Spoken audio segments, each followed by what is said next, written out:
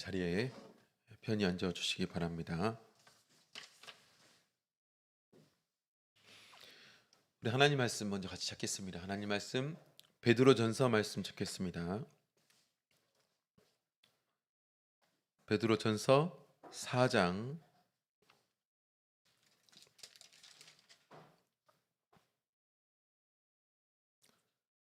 베드로전서 4장 7절에서 11절까지의 말씀을 찾겠습니다. 베드로전서 4장 7절에서 11절 말씀, 저와 성도님들 같이 읽겠습니다. 베드로전서 4장 7절에서 11절 시작. 만물의 마지막이 가까웠으니 그러므로 너희는 정신을 차리고 근신하여 기도하라. 무엇보다도 열심으로 서로 사랑할지니 사랑은 허다한 죄를 덮느니라.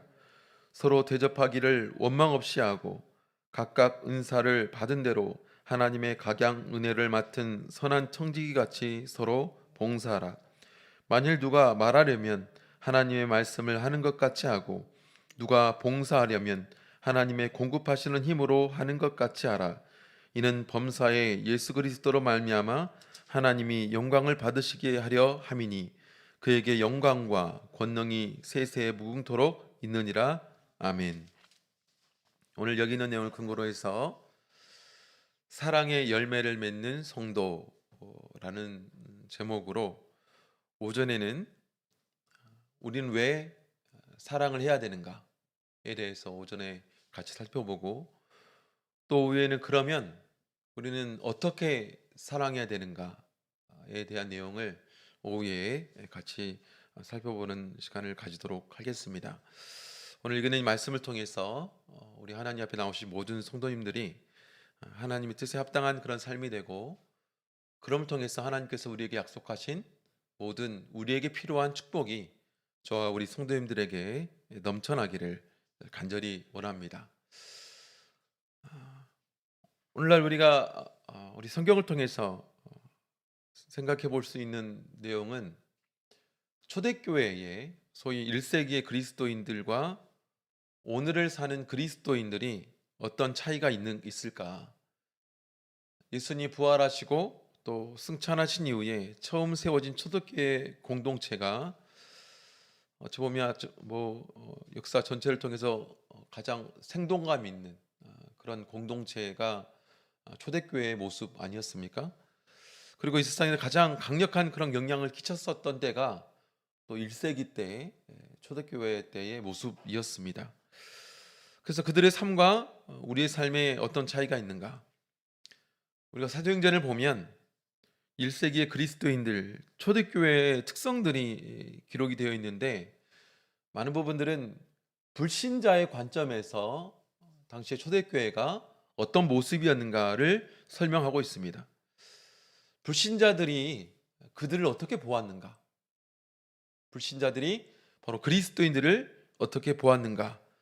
그 가운데 두 가지의 인상 깊은 단어가 있는데, 하나는 뭐냐면 핍박이라는 단어이고, 하나는 칭송이라는 단어입니다. 이방인들이, 즉 불신자들이 하나님 믿는 그리스도인들을 대할 때 하나는 핍박이었고 하나는 칭송이었다라는 것이죠. 어찌 보면 핍박과 칭송은 어울리지 않는 단어이죠. 어떤 극에 있는 단어처럼 들려지지만, 그런데 당시에 1세기 그리스도인들을 설명하는 데 있어서 이 두 가지 단어는 굉장히 중요한 단어입니다. 이 당시에 그리스도인들은 신앙 때문에 불신자들로부터 많은 핍박을 받았습니다. 하나님을 믿는 믿음으로 인해서 많은 핍박을 받았다는 거죠. 그런데 동시에 사도행전을 읽어보면 온 백성에게 칭송을 받더라, 이렇게 말씀해주고 있어요. 그러니까 불신자들로 하여금 그리스도인들이, 하나님 믿는 성도들이 서로 핍박도 받았지만 또 반대로 칭찬도 받았던 때가 그때였다라는 겁니다. 믿지 않는 자들과 달랐던 어떤 차이가 이런 차이를 두고 있었을까? 어, 나름대로 그들에게서는 뭔가 큰 차이가 있었다라는 거죠.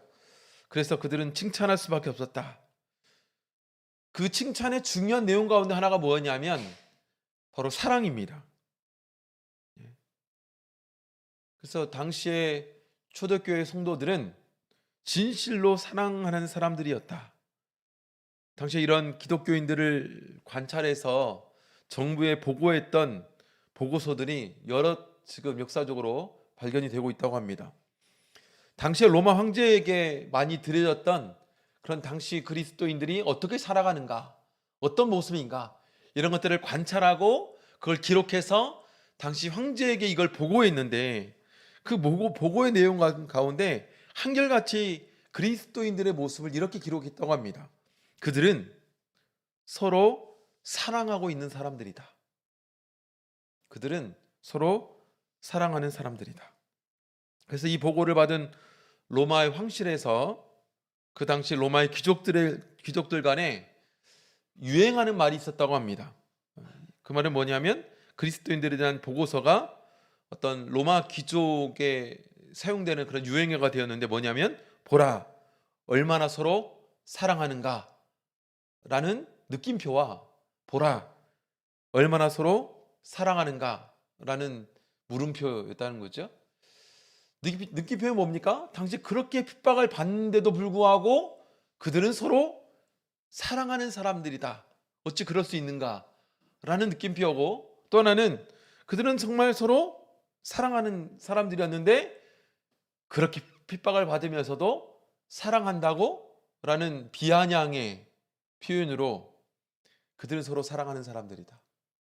그들은 서로 사랑하는 사람들이다.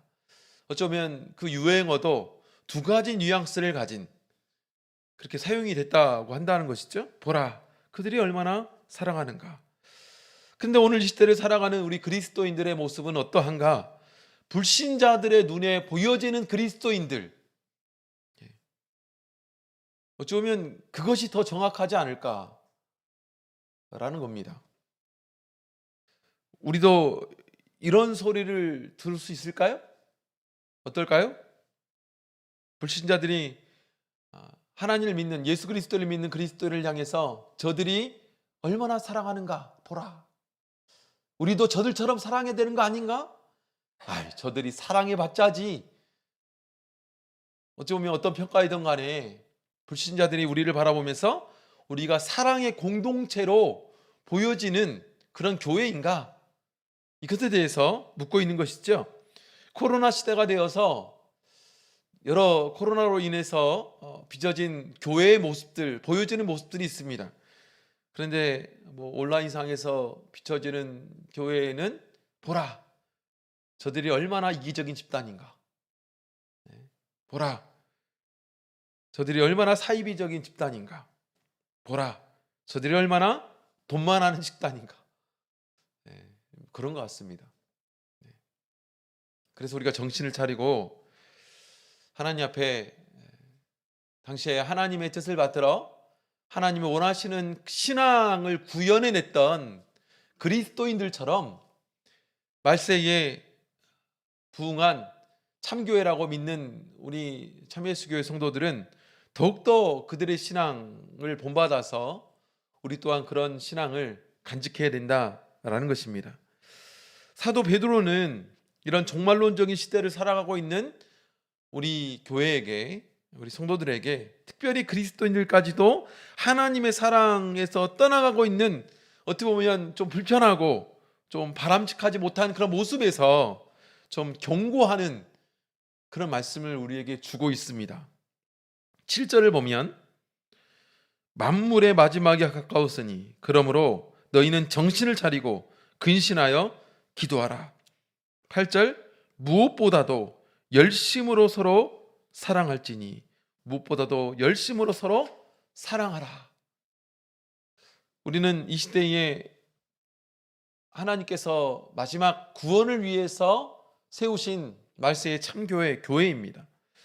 그렇기 때문에 우리는 무엇보다도 열심히 사랑해야 되는 하나님의 명령을 받들어 그 사랑해야 되는 의무를 행할 그런 충분한 이유가 있는 것이죠.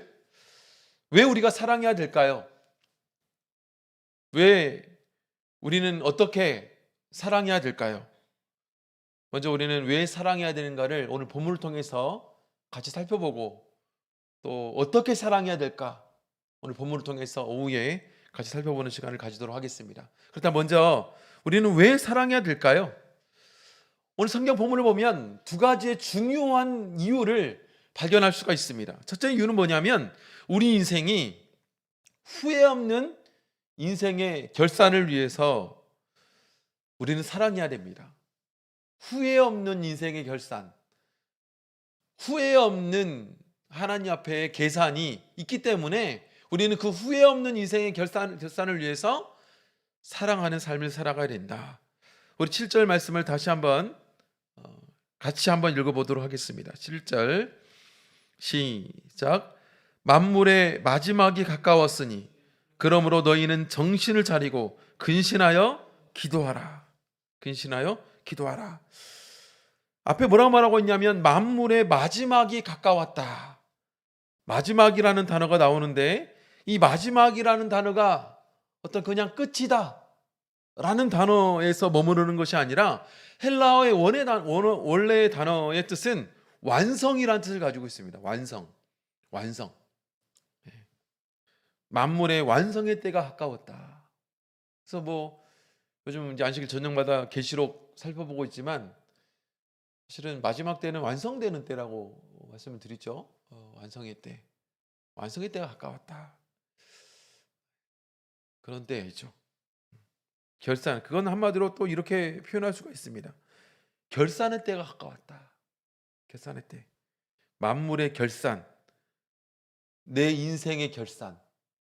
하나님께서 내 인생을 되짚어 보면서 너는 어떤 인생을 살았는가 라고 하는 하나님의 결산의 때, 내 인생의 결산의 때가 어떻다고요? 가까워졌다는 겁니다. 가까워졌다는 거예요. 그래서 우리 인생의 결산의 때에 반드시 고려하지 않으면 안 되는 덕목이 있습니다. 두 가지의 덕목이 있어요. 뭐냐면 두 가지 영역인데요. 하나는 뭐냐? 하나님과 나와의 관계에서의 결산입니다. 결국에 사실 하나님 앞에 갔을 때 우리는 우리 인생을 살아가면서 하나님과 나와 어떤 관계 가운데 있었는가 하는 결산할 때가 옵니다. 자주 물으셔야 돼요. 그래서 하나님과의 관계, 내 삶의 주인 되신 하나님과 나는 어떤 관계를 맺고 살아갔는가, 정말 중요하죠. 두 번째는 바로 인간관계입니다. 내가 이웃들과 어떤 관계를 맺어가며 살아왔는가, 어떤 관계 속에 살아왔는가, 이 두 가지 사실을 반드시 생각해야 된다. 후회 없는 인생의 결산은 이 두 가지 사실에 있어서 후회가 없어야 됩니다. 하나님과의 관계에서, 사람과의 관계에서. 그런데 첫 번째, 하나님과의 관계에 있어서 사도 베드로는 우리가 후회 없는 인생의 결산을 위해서 가장 중요한 게 뭐냐? 기도다. 이렇게 말씀해주고 있죠. 기도다. 기도를 강조하고 있습니다. 만물의 마지막이 가까웠으니 그러므로 너희는 정신을 차리고 근신하여 뭐 하라고요? 기도해라. 여러분, 기도가 뭡니까? 제가 우리 의정부교회 와서 계속해서 기도에 대해서 이야기하면서 기도가 뭔가에 대해서 굉장히 많이 자주 강조하며 말씀드렸던 것 같습니다. 기도는 결국에 내 인생의 초점이 하나님께 맞춰지는 게 기도예요.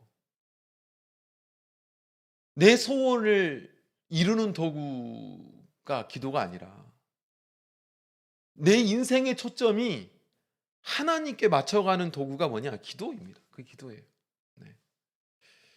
하나님 아버지라고 부르짖으면서 하나님께서 그런 나를 아들이라 부르면서 하나님의 뜻대로 살아가는 그런 사람. 네. 그래서 하나님과의 바른 관계에 관계라는 것은 뭐냐면 끊임없이 내 인생의 초점이 하나님께 맞춰지는 것. 네? 또 하나님을 바라볼 때 하나님과의 그런 바람직한 관계가 이루어지는 것은 내 인생의 초점이 내 인생에만 머물러 있는 것이 아니라 혹은 세상에 머물러 있는 것이 아니라 하나님께 초점이 맞춰져 있는 겁니다. 그래서 이 기도를 통해서 하나님의 생각, 하나님의 가치관, 하나님의 성품이 바로 내 생각, 내 가치관, 내 성품, 그것이 변화되어서 하나님의 생각과 하나님의 가치관과 하나님의 성품으로 맞춰져 가는 이런 과정이 기도를 통해서 이루어져 가는 것입니다. 그게 하나님과 나의 관계이죠. 그래서 우리 인생이라는 것이 내 개별적인 인생이 아니라 바로 하나님이라는 존재가 결국에 내 인생에서 드러나고 보여지는, 그래서 작은 예수다 라고 일컬음 받을 만한 그런 내 인생의 초점이 맞춰져 버린 그런 신앙이 결국에 하나님 앞에 결산되어질 하나님과 나와의 관계에서 드러나야 될 모습이라는 겁니다. 그래서 우리는 뭘 해야 되느냐? 기도해야 된다. 기도해야 된다. 그래서 기도 가운데 우리는 끊임없이 고민해야 돼요. 내 생각이 하나님의 생각과 맞는가? 내 가치관이 하나님의 가치관과 맞는가? 내 성품이 하나님의 성품과 맞는가? 만약 그렇지 못하다면 그 기도 가운데 우리는 회개하고 또 그럴 수 있도록 하나님 도와달라고 하고 그렇게 될 수 있도록 하나님의 능력을 힘입어서 끊임없이 하나님을 붙잡고 하나님, 저도 하나님처럼 되어야 됩니다. 하나님이 생각하는 것, 하나님이 뜻하시는 가치관, 그 성품들을 내가 닮을 수 있도록 저 또한 그런 사람이 될 수 있도록 도와주세요 라고 하나님을 붙잡고 기도하는 그 삶이 우리가 되어야 된다. 그래서 하나님의 인생의 결산에서는요, 그게 정말 중요해요. 그래서 기도해야 돼요. 마지막에 가까워지면 가까워질수록 더욱더 기도로 매달리며 내 인생을 돌아봐야 됩니다. 그게 정말 중요하죠. 그러나 거기서 끝나는 게 아니라는 것이죠. 그 다음에 8절에 보면 무엇보다도 열심으로 서로 사랑할지니, 무엇보다도 열심으로 서로 사랑하라. 또 하나의 중요한 차원은 뭐냐면 인간관계의 차원에서 후회 없는 결사를 원한다면, 그렇다면 제일 중요한 준비가 뭐냐? 사랑의 준비입니다. 사랑의 준비. 그래서 성경은 우리가 세상의 끝, 정말 마지막 때가 가까워지면 가까워질수록 성경은 뭐라고 말해주고 있냐면 사람들이 사랑을 잃어버리게 될 거다, 이렇게 말합니다. 우리 마태복음 24장 말씀 찾아보겠습니다. 마태복음 24장 12절.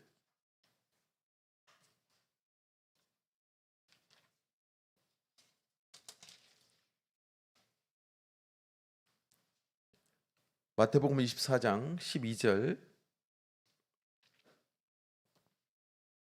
같이 읽겠습니다. 시작. 불법이 성함으로 많은 사람의 사랑이 식어지리라.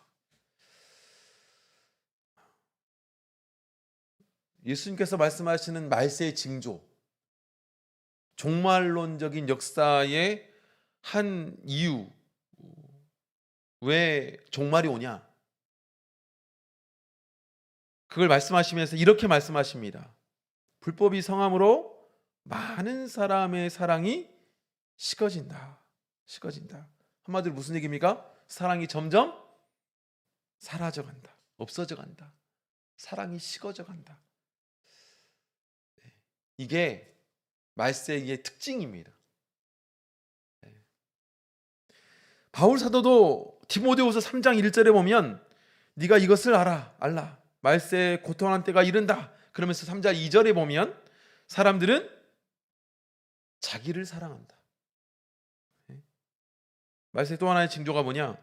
고통스러운 그런 시대에 또 하나의 사인이 있는데 그게 뭐냐? 자기를 사랑한다.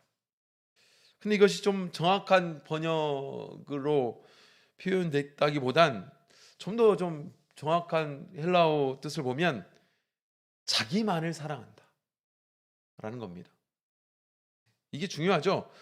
자기를 사랑하고 아끼는 것 좀 필요하다고 생각이 됩니다. 그렇죠? 자기를 함부로 한다, 자기를 사랑하지 않는다, 그것도 문제잖아요. 그것도 문제죠. 하나님이 우리에게 주신 이 몸을 사랑해야죠. 하나님께서 우리에게 주신 이 환경을 사랑해야죠. 그런데 그것만 사랑하면 되겠냐는 겁니다. 근데 말세의 징조는 자기만을 사랑한다는 거예요. 이웃에 대해 관심이 없습니다. 극도의 이기심이 지배하는 시대. 이기심이라는 것은 사랑이 없는 게 아닙니다. 이기심은 자기만 사랑하는 겁니다. 자기만 돌아보는 거죠. 그런데 이것이 마지막 때의 징조예요. 마지막 때의 모습이라는 겁니다. 마지막에 가까워지면 가까워질수록 이런 사람들이 많이 등장한다는 거죠. 이기적인 시대, 나도 모르게 사실은 이 시대의 영향을 받을 수도 있다는 겁니다. 그래서 나도 모르게 이웃을 몰라보고 나도 모르게 어떤 하나의 욕심을 충족하기 위해서 살아가는 시대에 그렇게 돼버릴 수 있다는 겁니다. 그걸 위해서 이웃을 밟기도 하고 또 이웃들에게 쉽게 상처를 주기도 하고, 이런 모습, 그런 모습으로 우리가 예수님 앞에 설 수 있느냐? 그러면 안 된다는 겁니다. 그건 부끄럽죠. 그 부끄러운 모습이라는 겁니다. 그래서 우리는 마지막 하나님 앞에 섰을 때 결국에는 하나님과의 관계와 사람과의 관계가 드러나게 되어 있는데, 그걸 결산할 때가 오게 되어 있는데, 부끄러운 그런 인생이 결산한 때가 절대로 되지 않기 위해서 우리는 어떻게 해야 되느냐? 그래서 우리는 사랑해야 됩니다. 두 번째, 우리는 왜 또 사랑해야 될까요? 바로 건강한 삶의 장을 만들기 위해서 우리는 사랑해야 됩니다. 건강한 삶의 장을 만들어 가기 위해서 뭐가 필요하냐? 사랑의 준비가 필요하다. 8절을 다시 보면, 우리 4장 8절 보겠습니다. 같이 읽어보겠습니다. 시작. 무엇보다도 열심으로 서로 사랑할지니 사랑은 허다한 죄를 덮느니라. 사랑은, 사랑이 가진 능력, 사랑이 가진 힘, 왜 하나님께서 우리로 사랑하라고 말하고 있는가? 사랑은 허다한 죄를 덮기 때문입니다. 사랑이 가진 능력이죠. 사랑은 허다한 죄를 덮는다. 우리가 건강한 그런 인간 관계를 이루고 혹은 인간 관계에서 승리하기 위해서는 무엇보다 중요한 것은 내 주변의 이웃들, 그들의 허물 또 혹은 죄를 덮어줄 줄 아는 걸 배워야 된다. 이 말씀을 해주고 있죠. 그래서 죄를 덮는다라는 말이 불의한 것이나 잘못된 것을 그대로 그냥 지나치고 간과하고 이런 뜻이냐? 이런 뜻은 절대로 아닙니다. 그래서 성경에서 덮는다라는 표현은 예수님께서 우리의 죄를 용서해 주는 것도 덮는다라는 표현으로 사용하고 있죠. 그래서 사랑이 가진 공통적인 능력, 특징이기도 한 것이 죄를 사해 주는, 용서해 주는 능력이 있는데, 그게 먼저 1차적으로 보여주고 있는 것이 하나님이 왜 우리 죄를 용서해 주는가? 여러분, 하나님이 왜 우리 죄를 용서해 주셨습니까? 하나님이 왜 예수님께서 이 땅에 오셔서 우리의 죄를 대신 짊어지고 돌아가셔서 우리 죄가 사해지셨습니까? 한 가지 이유예요. 그게 사랑의 능력입니다. 사랑의 능력. 예수님께서 우리를 향해서 하나님이 세상을 이처럼 사랑하사 하나님이 세상을 사랑으로 품으셨기 때문에 그 죄를 덮는 능력 또한 나타난 거예요. 그렇죠? 로마서 4장 7절 말씀 보겠습니다. 로마서 4장 7절.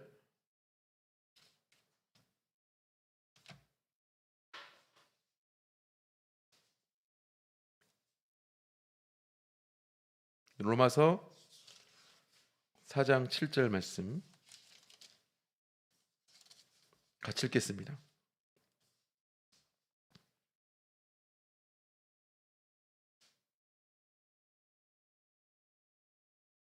시작.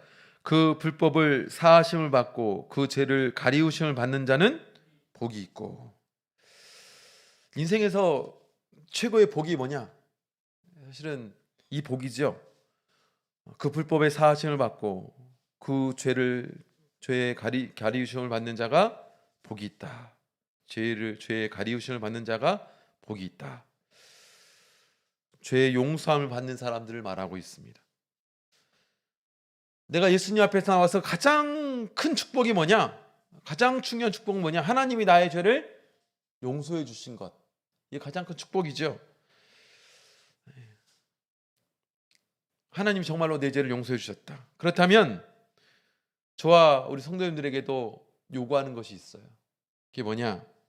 그 죄사함의 감격과 죄사함의 행복을 안다면 나도 인생을 살아가면서 나에게 잘못한 사람들을 용서하는 삶을 살아가 보라는 겁니다. 정말 내가 하나님께로부터 내 불법을, 내 죄를, 내 잘못을 용서함 받은 것이 가장 큰 축복이고 가장 큰 행복인 것을 내가 정말로 믿는다면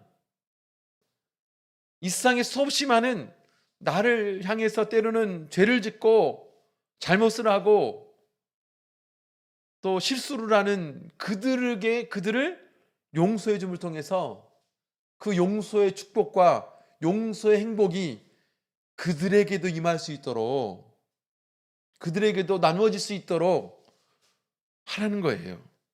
네. 그래서 성경은 계속해서 그런 말씀들을 강조하고 있어요. 강조하고. 그래서 우리 주기도문에도 살펴보았고, 주기도문 끝나자마자 나타나고 있는 마태복음 7장의 말씀은 바로 똑같은 말씀을 해주고 있잖아요. 우리에게 죄 지은 자를 사하여 준 것 같이 우리의 죄를 사하여 주옵시고, 심지어 하나님께로부터 받을 용서가 사람을 용서하는 용서의 조건으로 이루어진 것에 대해서 말씀해 주고 있지 않습니까? 그래서 우리의 이 삶이 좀 더 건강하고 또 풍성한 인간관계를 위해서는요, 서로 용서받고 용서하는 삶이 되어야 된다는 거예요. 그런 관계가 된다는 겁니다. 사랑이 많은 곳에는 그런 일이 풍성하게 일어난다는 거예요. 근데 문제는 뭐냐? 사랑이 없는 곳에는 죄가 난무합니다. 사랑이 없는 곳에는 실수가 난무하죠. 미움이 난무합니다. 미움과 실수와 그걸 통해서 다툼이 넘쳐나는 곳에는 사랑이 없죠. 사랑이 없다라는 결론일 수밖에 없습니다. 왜요? 거기에는 사랑으로 인한 용서가 없기 때문에 그래요. 용서로 얻어지는 축복과 용서로 얻어지는 행복과 용서로 얻어지는 기쁨이 없기 때문에 그렇습니다. 좀 더 우리 인생이라는 것이 내가 속해져 있는, 내가 아는, 내가 함께하는 그곳이 행복하고 즐겁고 풍성이 넘쳐나는 건강한 인간관계가 이루어지는 곳이라면 마땅히 그곳에 사랑이 있어야 된다. 그래서 우리가 만약 이 사랑이 없는 누군가가 그 사람의 허물을 끊임없이 드러내는, 덮어주는 것이 아니라 사랑이 없음을 통해서 그 허물이 드러나는 그런 일에 연속되는 공동체라면 끝없는 비난과 비판과 상처의 악순환이죠. 상처의 악순환. 참 비극적인 일입니다. 사실은 우리 가끔 이렇게 뉴스를 보면 한국의 정치판이 그렇죠. 정치판이 참. 요즘 그 인사청문회 뉴스를 보면 그 사람의 인격을 이제 드러내잖아요. 그 사람이 잘못 허물을 막 헤집어 놓잖아요. 그러면 그거 이해 당사자의 반대에 당이 또 뭐라고 말합니까? 너는 그러면 괜찮아? 너는 그러면 깨끗해? 어? 너도 똑같은 잘못했잖아. 그 얘기를 또 왜? 그러면서 이제 막 싸움. 그래서 이번에 사실은 뭐 국회 파행된 그 인사청문회 파행됐잖아요. 최근에 정치 별로 관심 없으시죠? 네, 그럴 만합니다. 이 싸움이 자꾸 파행된 이유가 그겁니다. 예, 그 인사청문회 받는 사람의 허물을 예, 반대 당이 막 이제 이 허물 저 허물 막 드러냈어요. 그랬더니 그에 반대되는 또 당이 그럼 당신네는 이런 의원이 이 똑같은 일을 했지 않았냐고. 그랬더니 이 이유는 또 왜 얘기하냐고. 이제 막 싸움 나가지고 파행됐습니다. 파행. 네, 그렇습니다. 이게 정치판이죠. 근데 제일 걱정이 그런 것을 우리가 보면서 우리가 있는 공동체도 그럴까봐 걱정인 거예요. 영향받을까봐. 네가 이거 허물 드러냈지? 너는 허물 없는지 알아? 서로 드러내기 바쁜 겁니다. 이 문제죠. 그러면 이제 싸움밖에 안 되는 겁니다. 악순환, 그걸 악순환이라고 말해요. 악순환. 이게 무슨 건강한 공동체고 건강한 삶의 모습입니까? 초대교회 성도들은 허물이 없었겠어요? 다 잘했겠습니까? 그럼에도 불구하고 그들이 칭찬받을 이유는 무엇입니까? 바로 그들에게 사랑이 있었기 때문입니다. 사랑을 통해서 죄가 덮여졌고 덮임을 통해서 드러난 것은 그들의 사랑이 드러나죠. 그러니까 사랑이 드러나는 선순환 가운데 그 공동체가 운영이 되고 사람들은 그 공동체를 보면서 야, 저들은 서로 사랑한다. 우리가 성경의 창세기를 보면 노아의 생애 가운데 한 사건이 등장하죠. 노아는 하나님 앞에 은혜 받은 사람이었습니다. 믿음의 사람이었어요. 어찌 보면 한 시대에 가장 빛나는 믿음의 사람, 그게 노아 아니었습니까? 그런데 어느 날 노아가 이런 믿음의 사람도 실수를 하더라. 어느 날 실수했죠. 이분이 한 잔 했습니다.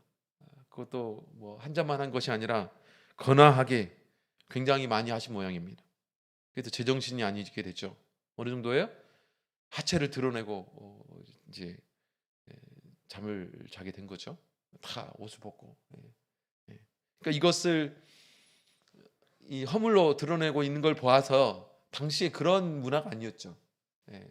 뭐 몸을 막 드러내고. 그런데 술을 먹으니까 이런 일이 벌어진 거예요. 이게 이제 노아의 실수죠. 노아의 허물이죠. 그런데 그 광경이 누구에게 들켜집니까? 자식들에게 들켜지죠. 그랬을 때 노아의 세 아들 셈과 함과 야벳이 이 아버지의 취한 모습, 취함을 통해서 생겨난 허물에 대해서 반응하게 됩니다. 두 가지로 반응이 나타나죠. 셈과 야벳은 어떻게 합니까? 아버지를 차마 보지도 않으려고 해서 눈을 뒤로하고 이 아버지께 접근을 해서 뒷걸음쳐서 그 허물을 덮어주잖아요. 부끄러움을 덮어주잖아요. 이게 덮는다는 표현입니다. 이게 신약에서는 여기서 말하는 허다한 죄를 덮는다, 이 실수를 덮어준 이걸 말해주고 있어요. 근데 함은 어떻게 합니까? 아버지가 우리 집을 망신시켰다고. 물론 이렇게까지 표현을 안 했지만 아버지 허물을 나아가서 드러내고 까발리고 얘기하죠. 얘기합니다. 그래서 하나님께서 그 함을 보고 너는 정의의 사자다. 상대의 잘못을 드러냈으니 너는 정의의 사도다. 그랬나요? 그러지 않았습니다. 그래서 함이 저주를 받았습니다.